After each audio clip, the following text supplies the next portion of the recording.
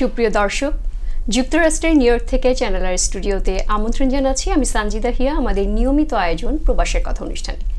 প্রিয় দর্শক, আপনারা জানেন যে প্রবাসের কথায় আমরা দীর্ঘদিন যারা প্রবাসে রয়েছেন এবং বিভিন্ন প্রচেষ্টায় নিজস্ব প্রচেষ্টায় নিজেকে প্রতিষ্ঠিত করেছেন এমন মানুষদের আমরা আমন্ত্রণ জানিয়ে থাকি আমাদের এই অনুষ্ঠানে। তো আজকে আমাদের সাথে উপস্থিত রয়েছেন স্টুডিওতে নিউ ইয়র্কের স্বনামধন্য রেস্টুরেন্ট খলিল বিরিয়ানির কর্ণধার এবং সিও খলিলুর রহমান। খলিলুর রহমান, আপনাকে স্বাগত আমাদের স্টুডিওতে। ধন্যবাদ আপনাকে। কেমন আছেন?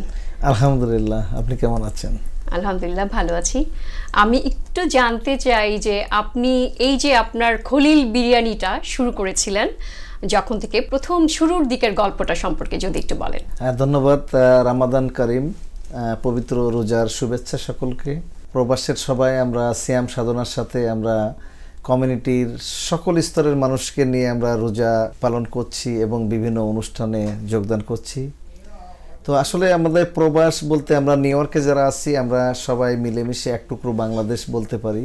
আমরা কখনো মনে করি না যে আমরা বিদেশে আসছি, আমরা মনে হয় যেন বাঙালিদের একটা শহর এই নিউ ইয়র্ক। তো এখানে আমাদের সুখ দুঃখ অনেক কিছু আছে, আমাদের অনেক স্বপ্ন আছে।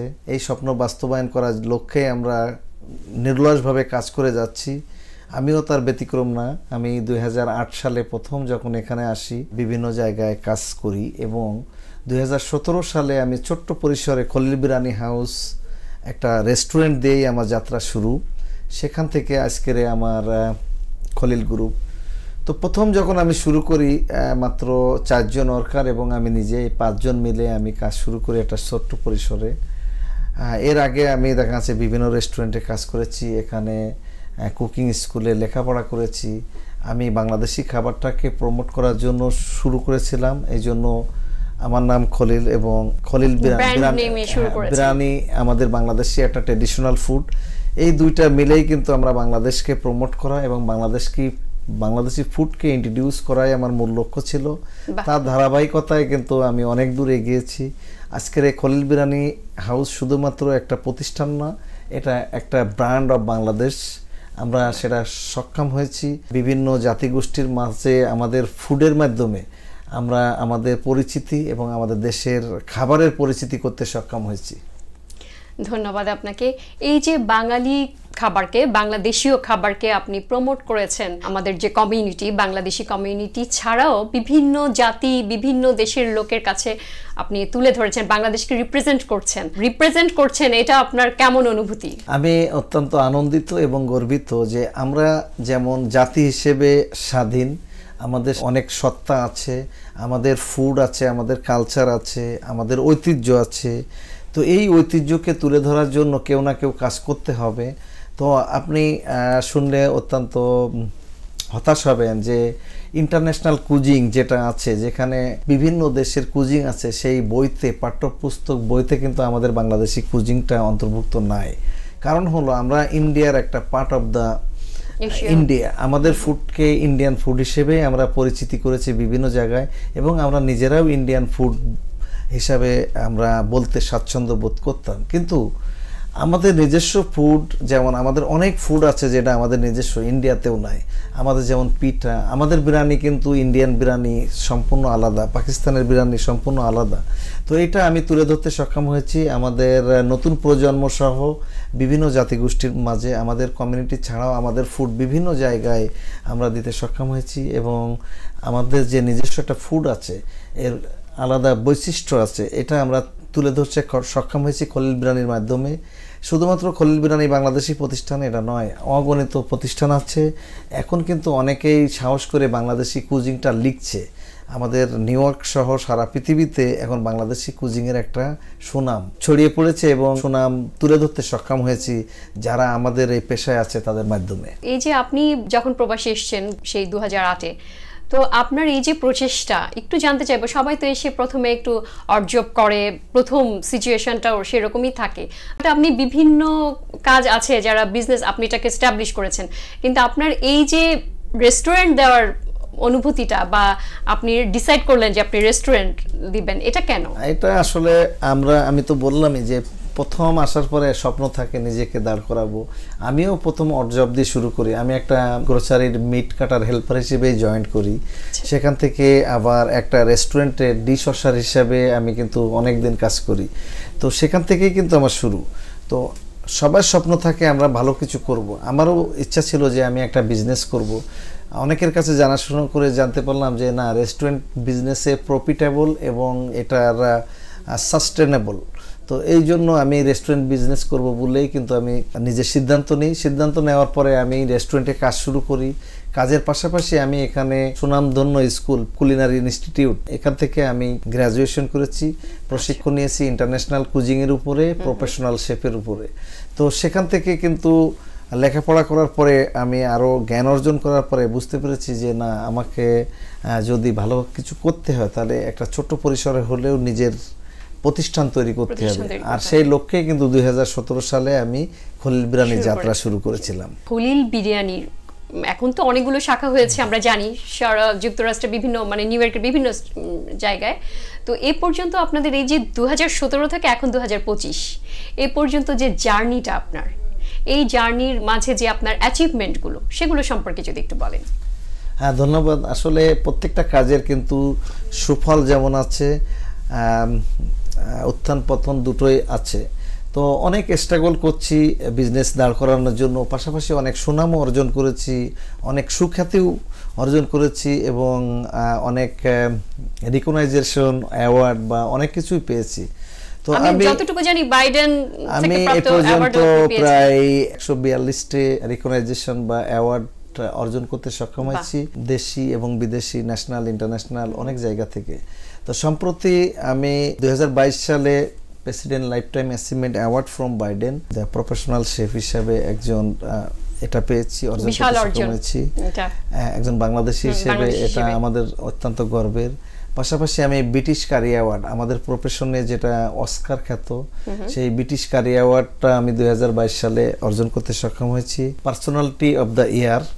তো এর পাশাপাশি আমি এই বছর আমি কিং শেফ অ্যাওয়ার্ড নিয়ে আসলাম ইন্ডিয়া থেকে। এটা হলো খাদ্য খোরাক নামে একটা প্রতিষ্ঠান, প্রায় 12,000 মানুষের উপস্থিতিতে এই অ্যাওয়ার্ডটা আমাদের সম্প্রদান করা হয়। বিশ্বের বিভিন্ন দেশ থেকে মানুষ ওখানে শেফদের বা বিভিন্ন শ্রেণী পেশার মানুষ যারা এখানে উপস্থিত হয়ে কিন্তু এই অ্যাওয়ার্ড অনুষ্ঠানটা হয়। পাশাপাশি আমি দুবাই থেকে বিজনেস এক্সেলেন্ট অ্যাওয়ার্ড বা বিভিন্ন জায়গা থেকে, বাংলাদেশ থেকে আমি এনআরবি গ্লোবাল অ্যাওয়ার্ড, এই ধরনের অনেক অর্জন আমার হয়েছে। পাশাপাশি সিনেট হাউস এবং অ্যাসেম্বলি, কাউন্সিল, মেয়র বিভিন্ন প্রতিষ্ঠান থেকে কিন্তু সম্মানে সম্মানিত হয়েছি। তো এটা হলো আসলে কাজের স্বীকৃতি। আমি মনে করি যারা ভালো কাজ করবে, লক্ষ্য নিয়ে কাজ করবে, এই ধরনের সম্মান সবাই কিন্তু পাওয়ার যোগ্যতা রাখে। তো এটা হলো তার একটা কাজের স্বীকৃতি। ব্যক্তি কোনো এখানে বিষয় নয়, প্রতিষ্ঠানও বিষয় নয়, কর্মটাই হলো আসল বিষয়। কর্ম এবং ওন রেসপেক্ট, কাজের প্রতি রেসপেক্ট নিয়ে এগুলো আসলে সবাই সাকসেস হতে পারে আমরা যতটুকু মানে জানি। তো আমি আরেকটু আপনার কাছে জানতে চাইবো যে লাস্ট ইয়ার মানে 2024 সালে আপনি যতটুকু জানি যে ফ্র্যাঞ্চাইজি হিসেবে পরিচিতি শুরু করেছেন, আপনি পথ চলা ফ্র্যাঞ্চাইজি। তো ফ্র্যাঞ্চাইজি হিসেবে এই যে শুরু করেছেন সে সম্পর্কে একটু জানতে চাই। হ্যাঁ, ধন্যবাদ। আসলে আমাদের বাংলাদেশি ফুডের কোনো নিজস্ব ব্র্যান্ড নাই বা ফ্র্যাঞ্চাইজি নাই। আপনারা জানেন যে যেমন KFC, burger king, subway sandwich বা জ্যাকসন ডায়না, এই ধরনের অনেক ফ্র্যাঞ্চাইজ কোম্পানি আছে, ম্যাকডোনাল্ডস। তো এই ধরনের কোম্পানি কিন্তু এটা চেন স্টোর, তারা ধারাবাহিকতাভাবেই কিন্তু এটা পরিচালনা করে। তো সেই লক্ষ্যে বাংলাদেশি কোনো প্রতিষ্ঠান কিন্তু একাধিক প্রতিষ্ঠান আছে, কিন্তু নামধারী বা দেখা যাচ্ছে লাইসেন্স প্রাপ্ত ফ্র্যাঞ্চাইজ কোম্পানি কিন্তু বাংলাদেশি নাই। তো আমি এর লক্ষ্যে বেশ 3-4 বছর ধরেই কাজ করছি। তো ফাইনালি আমি 2024 সালে আমরা এটা অনুমোদন পেয়েছি। তো এই লার্ড অফ পেপার করার পরে তাদের কমপ্লেনগুলো ফিক্স করার পরে কিন্তু একটা ফ্র্যাঞ্চাইজ কোম্পানিতে রূপান্তর করা হয়। এটা একটা চেন স্টোর এটা অত্যন্ত গর্বের এবং আনন্দের। বাঙালি কমিউনিটি আমাদের জন্য এটা খুবই গর্বের এবং আনন্দের। আমাদের চেন স্টোরটা স্বীকৃতি পেয়েছি অথেন্টিক বাংলাদেশি ফুড এবং 100% হালাল রেস্টুরেন্ট হিসাবে। তো এটা যদি ইনশাল্লাহ আমরা এটা নিয়ে আমরা কাজ করছি, ভেরি সুন বিভিন্ন দেশে, আমেরিকাতে 50টা স্টেট সহ বিভিন্ন দেশে আমাদের ফ্র্যাঞ্চাইজি দেখতে পাবেন। ইনশাল্লাহ সেই লক্ষ্যে আমরা কাজ করছি। তার মানে আপনারা নিউ ইয়র্ক ছাড়াও বিভিন্ন স্টেটে, আমরা শুধুমাত্র নিউ ইয়র্ক নয়, আমরা আমেরিকার 50টা স্টেট সহ বিভিন্ন দেশে আমাদের ফ্র্যাঞ্চাইজি আমরা দিতে পারবো, সেই লক্ষ্যে আমরা কাজ করছি। ধন্যবাদ আপনাকে। তো এই যে ফ্র্যাঞ্চাইজি বা চেইন অনুমোদন পেয়েছেন, কাজ শুরু করেছেন, তো আমরা যতটুকু জানি যে চেইন বা ফ্র্যাঞ্চাইজি যেটা, সেটার কিন্তু কোয়ালিটি বা খাবার কোয়ালিটি এগুলো এক হতে হয়। তো সেক্ষেত্রে কিভাবে এটা মেনটেন করবেন? ধন্যবাদ। আসলে এটা হলো একটা ম্যাথমেটিক্সের মতো, একটা সূত্রের মতো। আপনি যদি ফর্মালিটি সব ঠিক থাকে তাহলে অ্যান্সার সব জায়গায় কিন্তু সমানই হবে। তো ফ্র্যাঞ্চাইজির এই ধরনের কিছু নীতি আছে, সেটা আমরা সেই নীতি মেনেই আমরা কাজ করছি। পাশাপাশি আমাদের এটা পরিচালনার জন্য একটা দক্ষ টিম আছে। আমাদের ফ্র্যাঞ্চাইজির শেপের ঘাটতি পূরণ করার জন্য বাংলাদেশে আমি একটা সম্প্রতি কুলিনারি ইনস্টিটিউট উপস্থাপন করেছি এবং এটা অলরেডি আমরা ওপেন করেছি বাংলাদেশে গত জানুয়ারি মাস থেকে। সেখানে বিভিন্ন শেপ তৈরি হবে, সেখান থেকেও দেখা যাচ্ছে আমাদের ফ্র্যাঞ্চাইজি কাজের জন্য যোগদান করতে পারবে। পাশাপাশি বিভিন্ন যে শেপ আছে, বাংলাদেশি শেপ ফেডারেশন বা বিভিন্ন ইনস্টিটিউট থেকে আমরা কিন্তু হায়ার করব। পাশাপাশি আমরা নিজস্ব প্রশিক্ষণের মাধ্যমেও কিন্তু আমরা আমাদের এই ফ্র্যাঞ্চাইজে শেপ দিতে পারবো এবং আমাদের একটা দক্ষ টিম আছে এবং খাবার যাতে সব জায়গায় সঠিক থাকে সেই লক্ষ্যে আমরা দেখা যাচ্ছে আমাদের নিজস্ব রেসিপি এবং স্পাইস আছে। পাশাপাশি আমরা বাংলাদেশ থেকে মশলা এবং রাইস, যাতে বিরিয়ানির জন্য একটা রাইসের একটা বড় ব্যাপার আছে, সেটা যদি আমরা সব জায়গায় পাওয়া যায় না, এই জন্য বাংলাদেশ থেকে আমাদের নিজস্ব ব্র্যান্ডে আমরা রাইসও সরবরাহ করব। তো সব মিলে দেখা যাচ্ছে সব স্টোর যাতে সমানভাবে চলে সেই লক্ষ্যে আমরা কাজ করছি, ইনশাল্লাহ সমস্যা হবে না। যতটুকু জানি যে শুনেছি যে 2023-এ বাংলাদেশে আপনি একটা মশলা ফ্যাক্টরি আপনার নিজস্ব ব্র্যান্ড নেমে শুরু করেছেন, তো সেটা সম্পর্কে একটু জানতে চাই। হ্যাঁ, ধন্যবাদ। আসলে আমি এটাই বলছিলাম যে আমাদের ফ্র্যাঞ্চাইজের লক্ষ্যে এবং আমাদের নিজস্ব, আমি একজন শেফ হিসাবে আমার নিজস্ব কিছু রেসিপি আছে, ইনগ্রিডিয়েন্ট আছে, সেই মশলা ফ্যাক্টরিটা হবে আমার নিজস্ব ইনগ্রিডিয়েন্টে।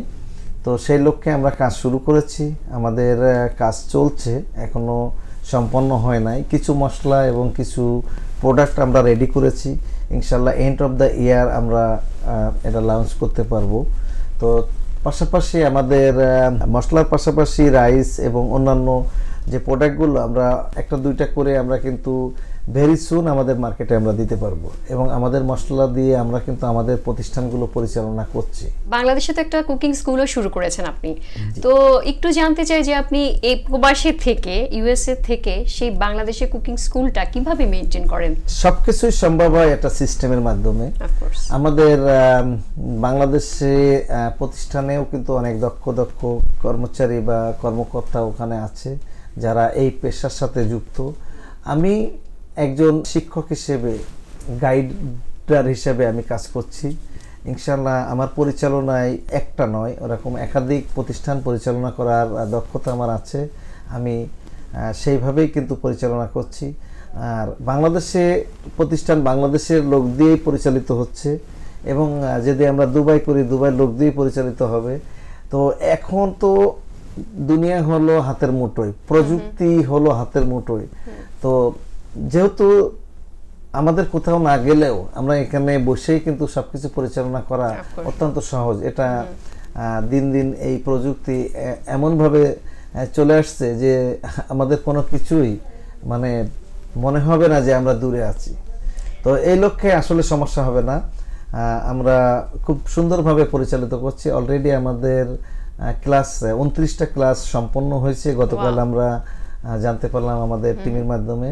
তো এটা আমাদের জন্য অত্যন্ত আনন্দের। একটু জানতে চাইবো, রমজান মাসে আপনার রেস্টুরেন্টে নিশ্চয়ই ইফতারের আয়োজন আছে, তো তো প্রতি বছরই আপনার রেস্টুরেন্টে শোনা যায় যে অনেক ধরনের ইফতার আইটেম করে থাকেন, তো সেক্ষেত্রে এবারের রমজানে কি নতুন কিছু যুক্ত হয়েছে কিনা কোনো আইটেম?